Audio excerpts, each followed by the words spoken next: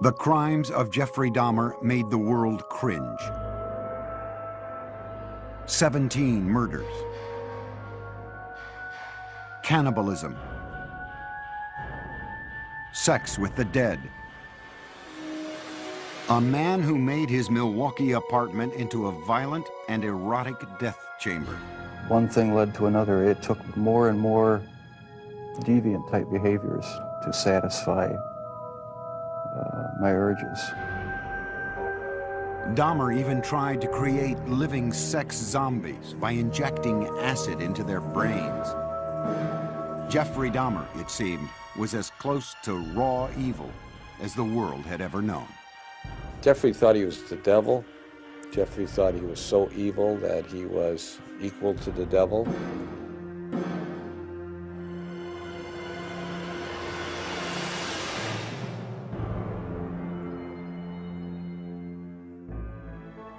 The first child of Joyce and Lionel Dahmer was born in Milwaukee, Wisconsin on May 21st, 1960, just before their first anniversary.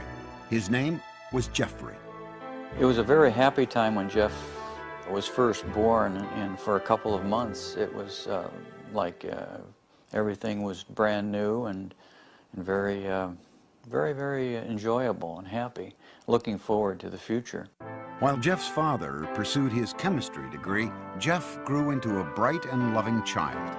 He was very exuberant. He liked to wrestle. He liked to run around and ham it up for the camera. And he liked to play with kids. He liked to get together with them. And he was very outgoing. Jeff was also an extremely curious child. He seemed to want to play with things and feel things and get to know their texture, and he seemed to be very much in tune with what's around him. He just wanted to know what was going on. He had a fascination with animals as a youngster. Once, 4-year-old Jeff watched his father collect the bones of small animals that had died under the house. I brought him out, put them in a metal pail just to collect them all in one place, and they dropped in with sort of a clanking noise, and Jeff seemed kind of interested in that noise, and he took a hold and let them drop down in too. You know, in retrospect, everything looks grim and dark and sinister. You know, like, could that be the start of something evil? Well, I have to admit, it's simply just the curiosity of a child. Lionel finished his schooling with a PhD in chemistry. The family moved to Ohio, relocating 3 times before settling down on a nearly 2-acre wooded lot in the town of Bath, an hour's drive south of Cleveland. It was then that Lionel began to notice the previously gregarious Jeff had become shy and withdrawn. He did seem to be awkward socially and just didn't feel comfortable. To take his mind off the move, 7-year-old Jeff was given a dog, Frisky, whom he loved dearly. With people that he knew or his new pet, the next door neighbor boy, he was very relaxed. But there was this shyness and feeling of inferiority that we were concerned about at that time. What the Dahmers thought their son needed was to feel more involved, so they let Jeff choose the name of their second son. Jeff named his brother David. Lionel also encouraged his son to participate in activities that would include contact with other kids.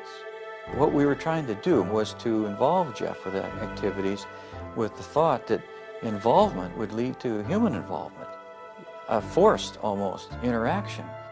And on the weekends, father and son planted gardens and raised sheep for competition in 4-H fairs. To commemorate their gardening days, young Jeff gave his father a handmade card with a poem. There's a picture of me eating an ear of corn on the front, and Jeff says, "The squash and the pumpkins can never compare to the kind of dad who has curly hair." And it says, "This poem is from Jeff, and I love you to death." When Jeff was 10, his mother was hospitalized and treated for anxiety. From there, his parents' marriage began to fail. Jeff's fascination with nature and small animals continued into his teenage years, when he became curious about what they looked like on the inside. For specimens, he collected roadkill. Riding around the country roads in Bath, carrying garbage bags, Jeff searched for carcasses. Jeff brought the roadkill he found into the backyard of the house, and there in the secrecy of the woods, he dissected the animals. I really have become convinced that that was sort of the starting point in this downward spiral of his. And it was associated with his puberty. And when you have hormones kicking into this terrible mixture, what he's doing, he's investigating insides of animals. And his sexuality was developing at the same time. Teenage Jeff was discovering that he felt sexually attracted only to men. But the thoughts of sex with men became interlocked with fantasies of killing another man and dismemberment. The fantasies excited him, but they were unspeakable. I think it was around age 14 or 15. Started having obsessive thoughts of violence intermingled with sex. And it just got worse and worse. I didn't know how to tell anyone about it, so I didn't. I just kept it all inside. The fantasies included lying next to an unconscious man. For the first time, Jeff's fantasies crossed the line from his mind into action. He devised a plan. He would knock out a local jogger with a bat and lie next to him. On the day he opted to wait for his victim, the jogger didn't run by. He never attempted the clubbing a second time. As he entered high school, his sexual fantasies traumatized him. To escape, he began drinking. On the way to classes in the morning, he would fill up a cup with hard liquor at a friend's house. And I remember sitting next to him in a first period, I believe, history class, and he had a styrofoam cup of scotch, I believe it was scotch. I remember saying, "Jeff, what is that?" And he threw his head back and he shook it and he said, "It's my medicine." But clearly he was getting drunk at 8 o'clock in the morning. At home, Jeff was watching his parents' marriage dissolve. When their bickering escalated to open fighting, he retreated to the forested backyard, slapping tree trunks with sticks. I'd leave the house, go out in the woods and sulk, brooding, wondering why they had to have such a rough relationship. He remained aloof with few interests and no close friendships, but he still seemed to have a sense of humor. On the high school tennis team, Jeff spent most of his time goofing around rather than playing a serious game. But more often than not, the jokes were at Jeff's expense. He gained a reputation as the class clown. Acting out in a bizarre or unexpected manner became known at his school as, quote, doing a Dahmer. All of a sudden you'd be walking down the hall and you'd hear someone yelling and hollering and running through the hallway, and it's Jeff Dahmer in the middle of the day, running, flapping his arms, yelling, hurricane drill, everybody hide." At one point, Jeff collected money from classmates in exchange for a show at the mall. And a woman is handing out samples of sunflower seeds, and Jeff is taking one and then another and being very polite like he always was, and then just spits them out all over the place and starts yelling at the top of his lungs, "I'm allergic, I'm allergic, I'm allergic," and runs away. During his junior year, Jeff went along on a school-sponsored trip to Washington, D.C. And Jeff said, "I have an idea, let's go see the vice president." And we sort of all laughed and said, "Yes, sure, the vice president." Jeff went to a payphone. When he returned, he announced that they would be seen in the office of Vice President Walter Mondale in 2 hours. He had explained that we were high school students from Ohio working on our school newspaper, and we were in town for a week, and could we come and talk to someone in the vice president's office? His slick talking worked. Dahmer had gotten his classmates inside the executive office building to meet with Mondale. In the classroom, Jeff was something of a model student. Very polite to adults, dressed very nice, very respectful to teachers. Did his work. He could be an A student if he wanted to. Other times he would fail a class because he had no interest. He could be very polite with very good manners, yes sir, no sir, when he spoke with teachers. He was perfecting his ability to fool authority figures. But as time went on, Jeff became less interested in his performance at school. No one really knew what was going on in his mind. He didn't open up to anybody. He didn't have any close friends. And he had really slipped away from his social life the older we got in high school. At the school near Bath, Ohio, Jeffrey remained an alcoholic outcast. His behavior was the subject of mockery from other students. I don't think he connected, he didn't engage with people. So if you don't engage with people, then you give and take of conversation and feelings, then you end up internalizing a lot. You fantasize a lot. And then the next step is to think that some of those fantasies may be real.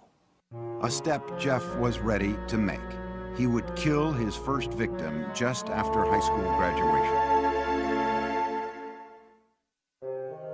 For Jeffrey Dahmer, the summer of 1978 started with high school graduation. It would be downhill from there. His parents, after years of open and bitter fighting, divorced. Jeffrey's father, Lionel, moved out of the family house in Bath, Ohio, and into this nearby motel. Unbeknownst to Lionel, Jeff's mother took younger brother David and moved to Wisconsin. Jeffrey found himself home alone. Jeffrey was 18, and like most teens his age, he had active sexual fantasies. But Jeffrey's deviated from the norm to include thoughts of killing his lover. Now the isolation of the empty family home gave him the opportunity to act out those fantasies. Just weeks after graduation, Jeffrey picked up a hitchhiker along the road. It was 18-year-old Stephen Hicks. I wish I just kept on going, but I didn't. Turned around, picked him up, and that's when the nightmare became a reality. Jeffrey invited Hicks back to the house. They drank beers and spent a couple of hours just hanging out. Then Hicks said he had to go, but Jeffrey didn't want to be alone. He attacked Hicks, knocking him out with a barbell, and then he strangled him. Dahmer had fulfilled his fantasy, but he was lucid enough to know that he had committed a murder. He quickly began to hide the evidence. He dismembered Hicks' body with a knife, a skill he had practiced as a younger teen with roadkill. He put the pieces into trash bags and loaded them into his car in the middle of the night. He was heading for a dump site when he was pulled over by the police for drifting across the center line. The officers asked Jeff what was in the bags and why he was out so late. Jeff was trapped for the first time, but he was ready with a lie. He coolly told the cops he was troubled by his parents' divorce and couldn't sleep, so he thought a trip to the dump would take his mind off things. The police let him go with a ticket. Jeff returned home, racked with guilt over the murder. He stashed the bones of Stephen Hicks under the house for 2 weeks. Then he smashed them to bits with a sledgehammer. Behind the house, Jeff spun in a circle, tossing the fragments among the leaves and brush. In August, Jeffrey's father stopped by the house. I said, "Where is your mother? Where's Dave?" And he said, "They're gone." I said, "Well, what do you mean? They're gone, they've left." Jeff's father moved back into the house. He encouraged Jeff to find a job. But Jeff wasn't interested. He spent his days drinking, even getting himself arrested for public intoxication. Lionel took his son to Alcoholics Anonymous meetings and psychological counseling sessions. They had little impact. Nothing could erase the violence and terror his first murder had imprinted on his mind. Only the alcohol seemed to provide relief. By the end of the summer, Jeff was still jobless, so Lionel suggested an alternative: college. He enrolled Jeff at Ohio State. But Jeff spent the entire first quarter in a drunken stupor, selling his blood to plasma centers and spending the money on beer. Predictably, Dahmer flunked out and returned home. I said, "Jeff, the doors are closing. I think perhaps that the armed services might be something that you need.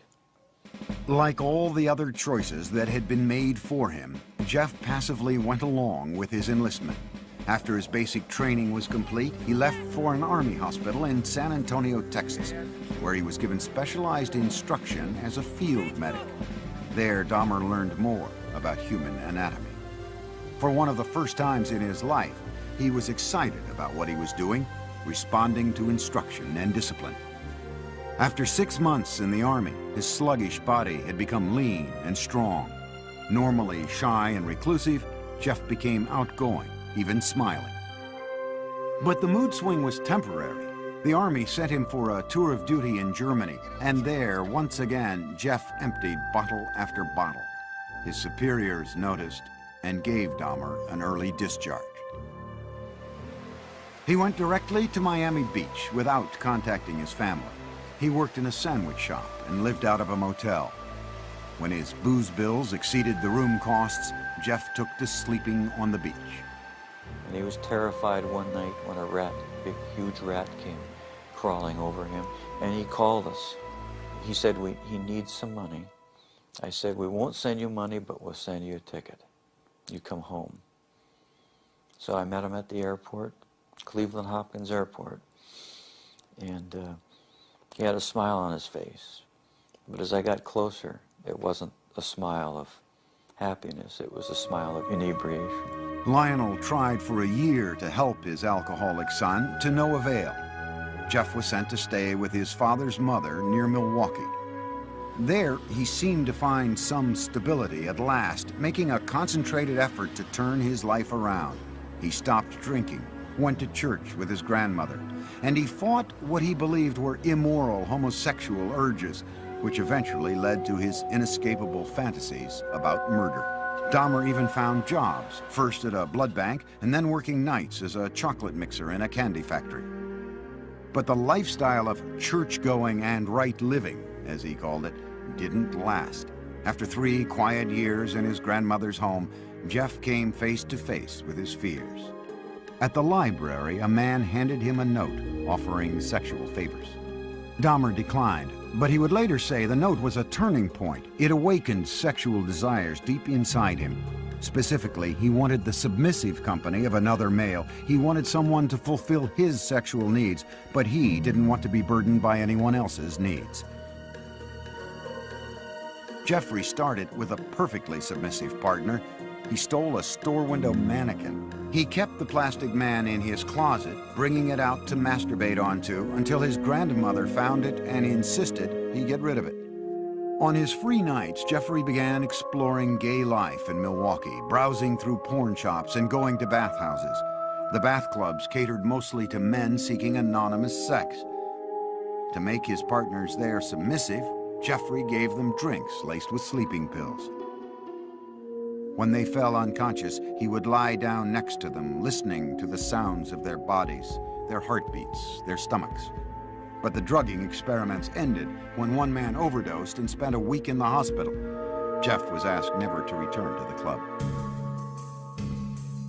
But he then discovered the gay bars and discos of Milwaukee. These would become the killer's favorite hunting grounds.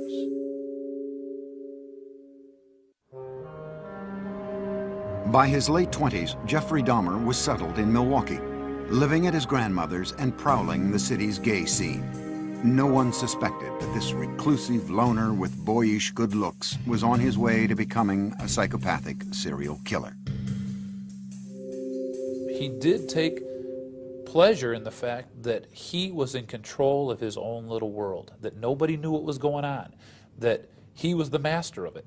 Dahmer could fit in with any group, and you wouldn't say, oh, he must be crazy, or he must be a killer.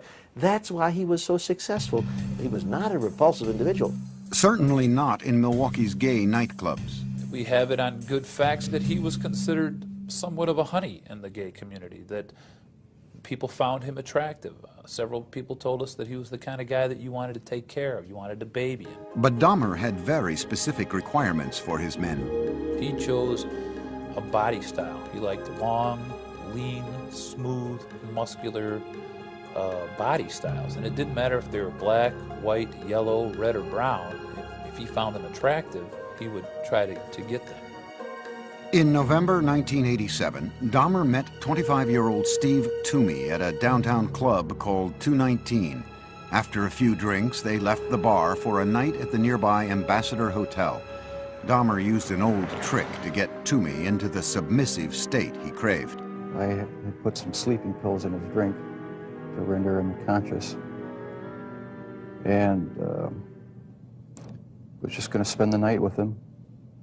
When I woke up in the morning, my forearms were bruised, and his chest was bruised, and blood was coming out of his mouth. He was hanging over the side of the bed, and I have no memory of beating him to death, but I must have. But Dahmer didn't panic. He went out and bought the biggest suitcase he could find. At the hotel, he crammed Toomey's body into the case, dragged it into a taxi, went back to his grandmother's house, and dismembered Toomey in the basement. That's when the obsession went into full swing. He decided after that second death that he would no longer attempt to control his desires, that he would give full rein to them, yield entirely to them, and after that his life became the pursuit of unmitigated sexual pleasure. Dahmer now decided to pursue his fantasies of ultimate control. It was no longer enough to have his partners submissive just for a night. He wanted to keep them that way forever. So with the intent to murder and then butcher the men he picked up, Dahmer returned to the clubs. At a bus stop outside 219, he met 14-year-old James Doc Stater. Dahmer offered him $50 to spend the night with him. They took the bus back to Dahmer's grandmother's. While she slept, Jeff and Doc Stater had oral sex. Then Dahmer drugged and strangled him, his preferred method for killing. He stated in no way did he ever want to hurt anybody. As funny as this sounds, that is the reason why he killed everyone by strangling them, because not only did he get the power and the thrill of committing the murder, but it was also the most humane way. With Doc Stater, Dahmer further explored his dark fantasies. He hid the body in the basement for a week and continued to have sex with it. Most serial killers are sexual deviants who are social and psychological sociopaths and sexual paths who kill people for their own sexual gratification. Dahmer's was different than that. He was a true necrophiliac. He was trying to have sex with an unconscious or dead person. Once James Doc Stater began to decay, Dahmer dismembered him in the basement near a floor drain, just as he had with Toomey. Dahmer was now drinking heavily again, especially on the nights he planned to murder. By the time he killed, he would be stone drunk. He drank because his conscience was so strong. This isn't a man that didn't know the difference of right from wrong. 2 months after killing Doc Stater, Dahmer picked up 21-year-old Richard Guerrero from a Milwaukee bar, again offering him money to spend the night. In a familiar pattern, Dahmer drugged and strangled him. He spent a few hours with the corpse before dismembering it. He then placed the body parts into trash bags for the city garbage collection the next day. In the summer of 1988, Jeff's grandmother asked him to move out. She had been troubled by Jeff's late hours, the mannequin in his bedroom, and now unidentified foul smells from the basement. He took an apartment on Milwaukee's west side and immediately accelerated his downward spiral when he approached a 13-year-old boy on the street and lured him into the apartment. Inside, Dahmer scared the boy by fondling him, and the youngster ran from the apartment. Dahmer was convicted on second-degree sexual assault charges only. The murders were still his secret. He was sentenced to 1 year in a work release program that required him to spend his nights in a prison dormitory while he continued working at the chocolate factory. In the 10 days before he began his sentence, Dahmer struck again. He met 26-year-old Anthony Sears at the gay club La Cage and killed him. He mummified Sears' head and genitals and kept them inside his locker at the chocolate factory.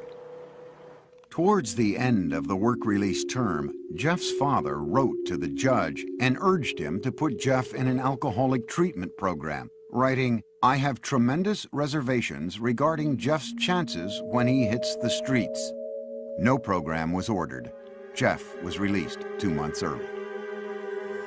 He moved into another low-income neighborhood in Milwaukee. The rent at the Oxford Apartments was cheap, and the location was close to the gay clubs. On his own again, he was free to feed his relentless sexual urges. Within 3 weeks of his release, Dahmer began a 1-year killing frenzy. He would leave 13 more families, most of them African American, searching for loved ones who had simply disappeared. The police, too, searched in vain. Once Jeff started on his killing spree, all of his financial resources, all of his time, money, effort, desires, emotions, thoughts went into his secret world of killing people and keeping them with him. Many times he talked about trying to fight it, even after he had killed a couple people, saying how he wasn't going to do it again, but within a month he would be back out at the bar stalking. One victim almost got away. Dahmer had drugged 14-year-old Konorak Synthesymphone, the brother of the boy Dahmer had been jailed for molesting the year before. As Konorak slept, Dahmer went out to buy more liquor. But while he was gone, the teen woke up. He staggered out into the street naked. A concerned neighbor called 911. Milwaukee Emergency Operator 71. Okay, hi. I'm on 25th and State, and this is young man. He is butt naked. He has been beaten up. He is very bruised up. He can't stand. He's study fall out. He is butt naked. He has no clothes on. He was really hurt. Police arrived. By this time, Dahmer had returned from his beer run. As he had with police in Bath, Ohio after his first killing, Dahmer smoothly lied. He told police that Konorak was his gay lover who simply had too much to drink. He brought the cops into his apartment and showed them Polaroids he'd taken of the teen, proof, he said, of their relationship. The police believed the 14-year-old was of legal age and left him behind with Dahmer. They wrote the incident off as a lover's quarrel. Again, Dahmer had been slippery enough to keep his killings a secret. As soon as the cops left, he murdered the boy. Inside Dahmer's apartment, the bodies began to pile up. So he bought a 57-gallon drum and filled it with a powerful acid to dissolve the dismembered limbs and torsos. After weeks in the acid, the remains of Dahmer's would-be lovers became sludge, which he flushed down the toilet or the bathtub drain. For others, Jeffrey boiled the skin off their bones on the stove. A sweet, bitter odor of death began to infest the building, and many tenants traced the smells straight to Dahmer's door. It's awful funny. Whatever Jeff was cooking, Jeff never bought no groceries. So what could he have been cooking that smelled like chitlins? Chitlins have a very peculiar, nasty odor to them, you know. Dahmer was pathologically lonesome, not wanting his sexual partners to leave him even after death. He took keepsake photos while removing their flesh and then preserved certain parts. And one thing led to another. It took more and more deviant type behaviors to satisfy my urges.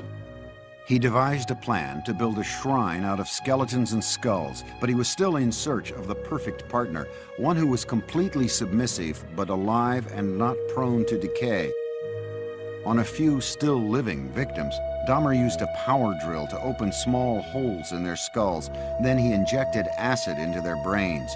According to Dahmer, none of his experimental zombies lived longer than a day. And in perhaps the ultimate effort to keep his victims with him, Dahmer began eating their flesh. It made me feel like they were a permanent part of me. Besides the just mere curiosity of what it would be like, it made them feel that they were a part of me, and it gave me a sexual satisfaction to do that. Throughout this year of ruthless killing, Dahmer still appeared outwardly normal. In this video, taken at his grandmother's house on Thanksgiving, Dahmer talked calmly with his father. Well, you're looking good. Grandma was saying that she thought that you got quite a bit thinner, but you look fit. I don't know. Well, I've been surviving mostly on McDonald's food. It's just so much easier just to pop into a restaurant. But yeah, like I've said before, it gets too expensive, and it does. I have to start eating at home more. It's amazing how he could sit there and appear like he's, you know, clean cut, nice jacket on, and talking very hopefully about his job, intelligent. It's amazing how much a human being can hide from another human being. But careful as he was, Jeffrey Dahmer was about to run out of good lies. In July 1991, the city of Milwaukee discovered a serial killer, 31-year-old Jeffrey Dahmer. One man, Tracy Edwards, had managed to escape from the horrors of Dahmer's apartment and flag down a passing patrol car. When the officers entered the apartment, they found 83 Polaroids of bodies in various stages of dismemberment. There were more shocking discoveries in the kitchen. There were 4 fully enfleshed skulls still there, sitting in a refrigerator. One of the officers said he opened the icebox. He heard a scream.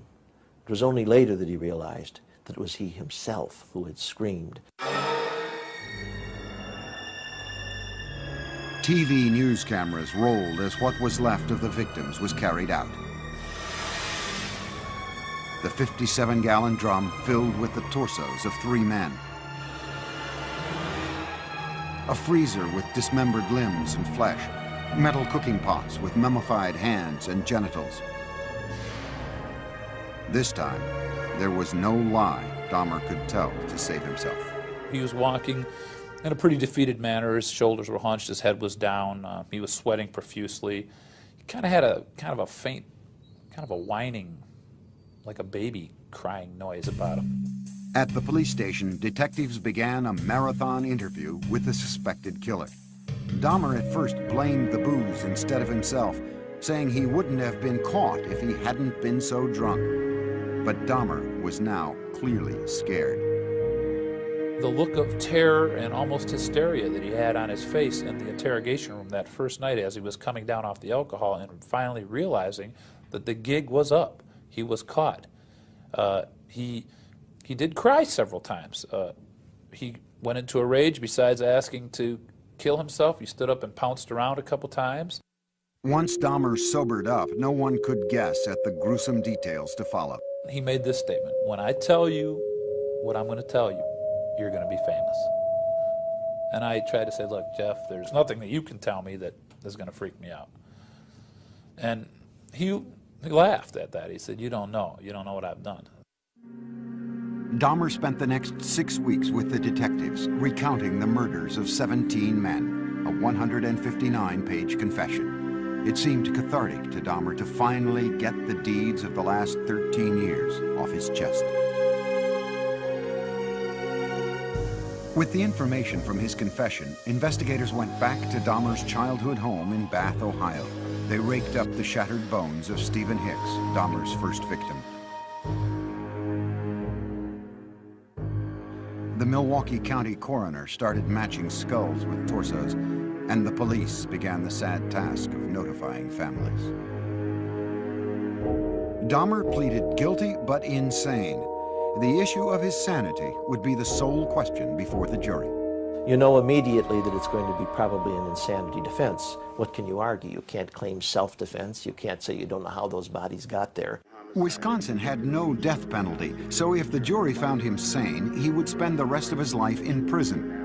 If they found him insane, he would be imprisoned in a mental facility. Dahmer himself couldn't understand why he enjoyed fantasizing about murder. Jeffrey thought he was the devil. Jeffrey thought he was so evil that he was equal to the devil. And he knew there was something wrong with him, but he didn't know what it was, but he never categorized himself as being insane. The man who entered the Milwaukee County courtroom in January 1992 appeared completely normal until the words of his confession were read in court by Lieutenant Dennis Murphy. He related this was a person he really liked. He indicated that he had filleted his heart and kept it in the freezer, and he also kept his bicep. He indicated that he had eaten the thigh muscle of this subject, but it was so tough he could hardly chew it. He then purchased a meat tenderizer and used it on the bicep. Dahmer's father, Lionel, sat in the courtroom beside his second wife, Sherry, stunned by what he heard. No one softened the blow for us. No one told us, no one prepared us with any of these details. How could this be? How could I have not known about it? Dahmer's crimes seemed to be devastating proof of insanity. What else could explain the actions of a man who had sex with the dead, dismembered their bodies, preserved their skulls, and ate their flesh, all for sexual gratification? But the law has a very strict interpretation of insanity. Dahmer's defense team had to prove two things. One, that he indeed suffered from a mental disease, and that it kept him from knowing right from wrong. Necrophilia, a compulsion to have sex with the dead, is recognized as a sexual disorder, but it does not make one legally insane. He argued that the necrophilic drive was such that he could not control it. But we don't accept that in the United States as a defense, no more than we accept a pedophilic drive of the man who wants to have sex with children. Ladies and gentlemen of the jury, I understand you have arrived at verdicts in this manner. In a 10-2 decision, the jury found Jeffrey Dahmer legally sane. Some relatives of Dahmer's victims sat quietly in court, others cried. Prior to his sentencing, they were allowed to express themselves before the judge. Jeffrey, I hate you! I hate you! Nothing's under control! Don't Jeffrey, I'll kill you! I'll get me, motherfucker! I kill you! What's your name, fast? I kill you! Once order was restored, Dahmer spoke publicly for the first time. I feel so bad for what I did to those poor families, and I understand their rightful hate. I have seen their tears, and if I could give my life right now to bring their loved ones back, I would do it. I am so very sorry. Many questioned the emotional depth of Dahmer's apology, whether a man who killed so routinely had the conscience to feel remorse. The judge sentenced Dahmer to a 937-year prison term, but it would last only a few tormented years.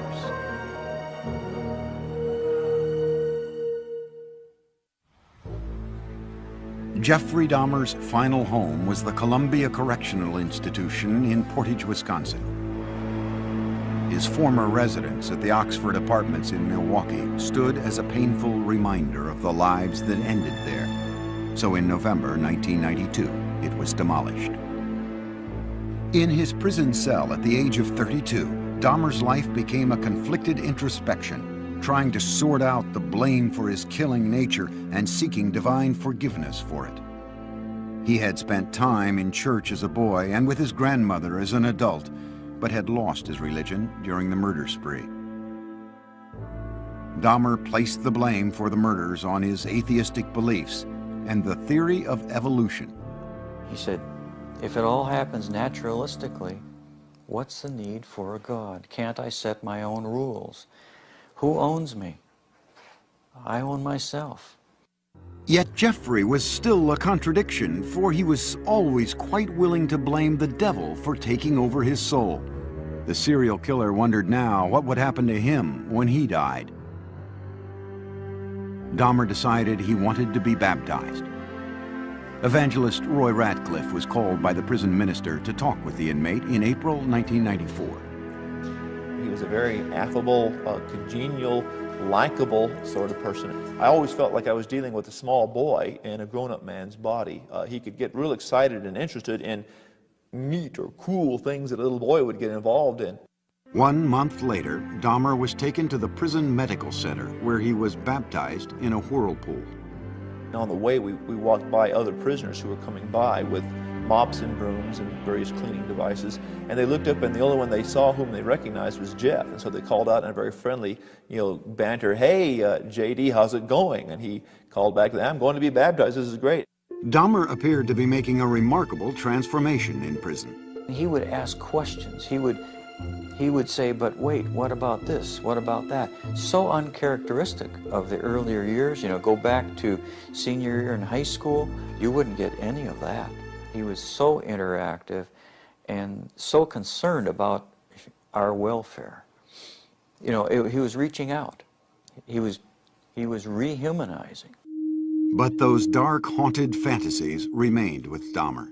I'll probably have to live with it for the rest of my life. I wish it would go away. I wish there was some way to completely get rid of the compulsive thoughts, the feelings. Dahmer got another reminder of his past when he was visited by Teresa Smith. Jeffrey had killed her brother, Eddie. First thing when he did when he came in is apologize for killing my brother. I asked him why my brother, and he said he seen the way he danced, you know, and he liked the way he looked, and he said I was just attracted to him. He said he had strangled him, and then he was trying some new experiment or something with preserving the skull and the body and whatever, and it didn't work. So he had to destroy him. Dahmer had spent his entire adult life as the predator. But now in prison, he became the prey. The notorious serial killer was a target for other inmates. In August 1994, he was attacked in the prison chapel with a crudely fashioned knife. He survived. But on November 29, 1994, inmate Christopher Scarver, who called himself Christ, bludgeoned Dahmer with a metal rod from the prison gym. Dahmer died on the way to the hospital. Among his last wishes, Dahmer had asked to be cremated. His ashes were split between his mother and father. There are statements in his will and testament that say, I don't want a marker, I don't want a grave, I don't want a funeral, I don't want any kind of... He's saying, I want to be wiped out. But the horrible questions that his life of killing posed do continue, and they defy answers. There's a mystery of mysteries that will never be solved. Even if he lived, I don't know that what he was all about would ever be solved, except maybes. It's hard when there's no explanations. Sure, there were red flags in Jeff's life, but no one knew about him. He was so secretive and so careful.